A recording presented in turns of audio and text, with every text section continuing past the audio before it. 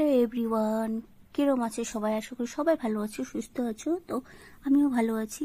তো আমরা প্ল্যানেট মলে চলে গেলাম, সেবক মোড় প্ল্যানেট মলটা।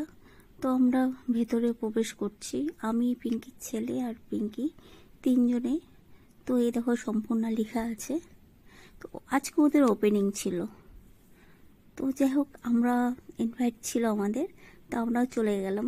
এটা হচ্ছে প্রবেশের দারুণ সম্পূর্ণ লেখা, আর কিউট কিউট ব্যাগগুলোও ছিল, খুব সুন্দর, দারুণ সুন্দর, কি বলবো, একদম রিজনেবল প্রাইসের ব্যাগ, জুতো, মানে কি বলবো, ওয়েস্টার্ন ড্রেস, তারপরে তোমার ব্রাইডাল কালেকশন, শাড়ি, কুর্তি, তারপরে সব দেখছো কি সুন্দর রিজনেবল প্রাইস, মানে সব ড্রেসে তুমি পাবা এখানটায়। শাড়িরও হিউজ কালেকশন, তোমরা দেখে একটা মানে ফ্লোরের মধ্যেই সব কিছু, তো সবার জন্যই।